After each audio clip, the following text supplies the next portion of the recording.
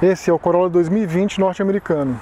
E esse é o Corolla brasileiro. A plataforma é a mesma, as dimensões são parecidas, mas existem diferenças-chave entre a nossa versão do Corolla, que é a versão global, a europeia, e essa versão americana, que é mais esportiva. Vamos conhecer alguma dessas diferenças? As primeiras diferenças começam aqui na frente. A primeira delas é o farol. Ele tem um perfil diferente do farol do Corolla brasileiro, do Corolla internacional. Ele é mais esportivo e mais afilado nessa parte. O Corolla brasileiro segue o desenho do Corolla europeu, que é um pouco mais discreto, mas ainda assim muito bonito. O desenho do farol do Corolla brasileiro é mais quadrado, menor em altura e menor em tamanho. O desenho do para-choque também é diferente, remetendo a um visual mais esportivo.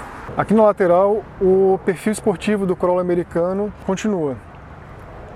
As saias laterais são mais pronunciadas. Nós temos frisos laterais de série e um pequeno friso na caixa de roda para proteger de pequenos impactos. A traseira também tem um perfil mais esportivo aqui no Corolla americano. As lanternas são diferentes, elas são ligadas por uma faixa mais escura e o para-choque também é mais esportivo. Já no modelo nacional, temos as lanternas traseiras ligadas por um friso cromado. O para-choque tem um desenho mais tradicional, mas apesar disso, eu prefiro a traseira do modelo brasileiro, pelo menos a lanterna do modelo brasileiro. Vamos dar uma olhada nesse Corolla aqui por dentro?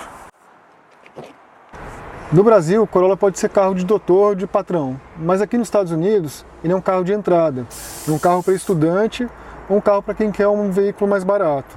Então, alguns detalhes de acabamento acabam sendo inferiores ao do Corolla que nós temos no Brasil. Nessa versão específica, o painel da porta do Corolla é bastante semelhante ao do nosso Corolla. Os plásticos são macios, mas a versão híbrida do Corolla americano conta com plástico rígido no acabamento das portas. Um plástico que se assemelha muito a de carros populares aqui no Brasil. O Corolla nacional conta com plásticos macios nas portas desde a versão de entrada, a GLI, até a versão mais cara, a Altis Premium. Nós só temos iluminação no botão do vidro elétrico do motorista e os outros comandos são iguais. Aqui na parte interna nós vamos encontrar mais semelhanças do que diferenças entre esses Corollas de nacionalidades diferentes. Essa versão que eu estou mostrando para vocês não é híbrida, é movida apenas a gasolina. Mesmo assim, esse Corolla conta com painel digital. O Corolla norte-americano conta com painel digital de 7 polegadas em todas as versões, independente do carro ser híbrido ou não. Já no Brasil, todos os Corollas Flex contam com um painel mais simples, com uma tela de apenas 4,2 polegadas. E aqui no Brasil, apenas as versões híbridas contam com painel de 7 polegadas. Outro detalhe interessante é que o painel da versão híbrida americana traz um conta-giros do lado esquerdo, enquanto no nosso Corolla temos um indicador analógico do sistema híbrido nesse local. Eu prefiro conta-giros, e vocês? Aqui dentro, o aspecto geral do Corolla brasileiro é bastante semelhante ao do Corolla norte-americano. A posição de dirigir é a mesma, nós temos o mesmo volante com ajuste de altura e profundidade, mas a versão básica do Corolla norte-americano não vem com volante revestido em couro, enquanto o modelo brasileiro conta com revestimento em couro em todas as versões. Em compensação, o nosso Corolla GLI não conta com piloto automático, o que eu acho um absurdo para um carro que custa R$100 mil. Os ajustes dos bancos também são os mesmos, o espaço interno também é idêntico. Nessa geração, a Toyota baixou a altura geral do Corolla, e aliado a essa versão com teto solar, o forro do teto foi rebaixado. Eu tenho 1,83 m e por causa de um problema na coluna eu preciso dirigir sempre da forma mais alta possível, né? Sempre com o banco mais elevado possível. E nessa nova geração do Corolla eu encontro um pouco de dificuldade em achar a posição ideal para mim. Já na versão sem teto solar, eu consigo elevar o banco ao máximo sem minha cabeça bater no teto. Tanto a versão americana quanto a versão brasileira compartilham a mesma plataforma e o mesmo entre-eixos. Então o espaço aqui é praticamente idêntico. Eu tenho um bom espaço para as minhas pernas, mas em compensação, a baixa altura do teto, aliada a essa curvatura mais acentuada, me deixa numa posição bastante desconfortável aqui na traseira. Tanto o Corolla norte-americano quanto o nacional contam com bancos em tecido e também bancos em couro. Enquanto no modelo de entrada do Corolla americano o banco é 100% em tecido, no modelo nacional de entrada, a versão GLI, o banco é parcialmente revestido em couro. E eu até acho mais interessante essa combinação do que um banco 100% revestido em couro ou 100% revestido em tecido. O Corolla gringo conta com uma maior variedade de combinações para os bancos. Os bancos 100% revestidos em couro se equivalem em aparência, mas a Toyota americana usa um material que imita couro, chamado de Softex. Segundo a fabricante, esse tipo de couro sintético absorve bem menos calor do que o couro tradicional, além de ser mais durável. Aparentemente, o Corolla brasileiro não conta com Softex, e sim com um material sintético derivado do PVC. Mas, em compensação, algumas partes dos bancos do nosso Corolla contam com couro natural legítimo. O Corolla é um carro pensado para os Estados Unidos. E lá, como eu já disse, ele é um veículo de entrada. Então, existem alguns cortes de custos no veículo que são incompatíveis com a faixa de preço dele aqui no Brasil. Então, o carro tem algumas características que mostram que alguns detalhes foram feitos pensando no corte de custos, como, por exemplo, o apoio de cabeça do banco traseiro, que é costurado no próprio banco. E esse detalhe, por exemplo, pode ser compatível com o posicionamento que o Corolla tem nos Estados Unidos, mas é incompatível com a faixa de preço que o Corolla foi posicionado aqui no Brasil, sendo que até carros de categorias inferiores aqui no Brasil possuem ajuste da altura do encosto de cabeça no banco traseiro. O Corolla também não conta com saídas de ar para os passageiros do banco de trás, enquanto alguns concorrentes mais baratos contam com essa comodidade. O Volkswagen Jetta é outro exemplo de sedã médio que nos Estados Unidos é considerado sedã compacto de entrada. E o Jetta também tem os apoios de cabeça dos bancos traseiros costurados no banco, e não contam com saída de ar para os passageiros que viajam no banco de trás. Então, novamente, acabamos herdando aqui no Brasil limitações impostas pelo posicionamento mercadológico do carro lá no exterior. Ambos os Corollas contam com acabamento emborrachado na parte superior do painel, mas apenas o modelo norte-americano conta com costuras tanto na parte superior quanto na parte inferior do painel nas versões mais caras. No Brasil, as versões mais caras contam com costuras apenas na parte inferior do painel.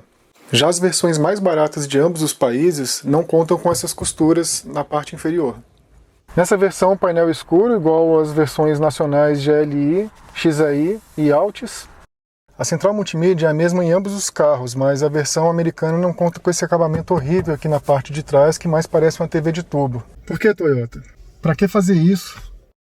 Além disso, só o Corolla gringo oferece a opção do sistema de som assinado pela JBL. E com esse sistema de som assinado, o acabamento da coluna A do Corolla norte-americano é mais refinado do que o acabamento da coluna A do nosso Corolla. Apesar do fato que aqui nos Estados Unidos o Corolla é um carro de entrada, é um carro para estudante, um carro mais acessível, aqui os Corollas contam com freio de mão eletrônico, enquanto no Brasil nós temos o velho freio de mão com alavanca. Alô Toyota do Brasil, já que você cobra R$130 mil, R$136 mil por esse carro, toma vergonha na cara e bota um freio de mão eletrônico aqui também. Por que, Toyota? Pra que fazer isso? Todas as versões do Corolla contam com apoio de braço com porta-objetos, uma tomada USB e uma tomada de 12 volts. No modelo americano, o apoio se movimenta horizontalmente, enquanto aqui no brasileiro não. Eu creio que no modelo brasileiro essa limitação foi imposta pela alavanca do freio de mão, que atrapalha o deslocamento do apoio. O acabamento do console do câmbio também é mais simples no Corolla nacional. Lá nos Estados Unidos, o console do câmbio pode ter um acabamento mais interessante, seguindo o padrão do painel, com partes imitando couro com costuras. Já na parte do câmbio, o Corolla americano disponibiliza tanto um câmbio automático quanto um câmbio manual de 6 marchas, enquanto aqui na terra do dólar alto temos apenas a opção do câmbio automático. Aqui no Brasil, apenas as versões Altis com motor flex e Altis Premium com motor híbrido contam com teto solar de série. Nos Estados Unidos, é possível você equipar um Corolla com teto solar em versões mais simples. A iluminação de cortesia do teto de quase toda a linha do Corolla nacional é bem simples, o que contrasta com uma melhor iluminação de teto das versões Altis Flex e Altis Premium híbrida, que possuem teto solar. A iluminação dessas duas versões são idênticas às do Corolla americano, que ainda contam com um botão de emergência protegido por uma portinhola. Como aqui nos Estados Unidos nós temos regiões bastante frias em determinadas épocas do ano, o Corolla daqui conta com aquecimento dos bancos. Só que isso rouba um pouco de espaço do porta-objetos, que é útil para guardar um celular, por exemplo. Ambos os Corollas possuem os mesmos motores, um 1.8 e um 2.0, mas com pequenas diferenças. Nos Estados Unidos, o Corolla conta com duas versões do motor 1.8. A primeira tem calibragem semelhante à que nós usamos no Corolla híbrido aqui no Brasil. No exterior, esse motor 1.8 combinado com motor elétrico gera uma potência de 122 cavalos e um torque de 14,52 kgfm. E esse 1.8 aqui no Brasil foi convertido de monocombustível para flex, e é o primeiro do mundo a funcionar em conjunto com motor elétrico, e entrega 123 cavalos de potência, mas a Toyota do Brasil não fornece o número exato de torque para esse motor. Já a segunda versão desse motor 1.8 trabalha sem o auxílio de um motor elétrico e com uma calibragem diferente, que entrega 140 cavalos de potência e 17,42 kgfm de torque. Esse motor é utilizado nas versões mais simples do Corolla norte-americano, assim como o motor 1.8 da geração anterior do Corolla era usado no modelo de entrada aqui no Brasil. Tanto o Corolla americano quanto o Corolla brasileiro contam com motor 2.0 com injeção direta e indireta. Na América do Norte ele entrega 171 cavalos e 20,87 kgfm de torque. No Brasil, esse mesmo motor entrega 169 cavalos com gasolina e 177 cavalos com etanol, e torque para ambos os combustíveis de 21,4 kgfm. Além de uma opção a mais de motor, os clientes norte-americanos contam com uma maior variedade de versões para o Corolla. Uma que me chamou bastante atenção foi a XSE, uma bela versão esportivada do Corolla. Essa versão se assemelha em proposta ao antigo Corolla nacional XRS, que estava disponível para nós na geração passada do Corolla. O site brasileiro da Motor One informou que a Toyota registrou o Corolla XSE com o desenho do modelo americano no INPI. Provavelmente, esse registro foi apenas uma forma da Toyota se prevenir contra cópias do desenho do carro, mas seria muito interessante ver essa versão diferente do Corolla em território nacional. Mas provavelmente para a Toyota essa versão não vale investimento. Ainda mais interessante é a versão hatch do Corolla, que seria a minha opção ao sedã, já que a categoria de hatches médios sempre foi a minha favorita. Melhor ainda seria se a Honda trouxesse o Civic Hatch para concorrer com o Corolla Hatch, mas, sendo realistas, o segmento de hatches médios está praticamente morto, e parte de seu público acabou migrando para os SUVs. Para que a Toyota iria se arriscar a trazer essa belezura para um segmento quase inexistente? Infelizmente para ela não compensa. Fala pessoal, tudo bem? Gostaria de pedir que vocês se inscrevam no canal, ativem as notificações e curtam os vídeos. Só dessa forma eu vou poder continuar trazendo conteúdos interessantes para vocês. Infelizmente o YouTube ainda não liberou os comentários nos meus vídeos, mas a gente pode se comunicar pelo Instagram, pelo Facebook, pelo Twitter e também pelas postagens aqui do YouTube. Eu ainda estou tentando resolver esses problemas, mas enquanto eu ainda não consigo, vamos nos comunicar pelas outras plataformas.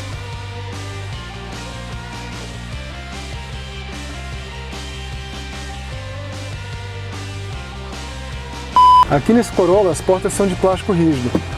Não, pior que não, olha. Esse aqui não. Mas aquele outro é.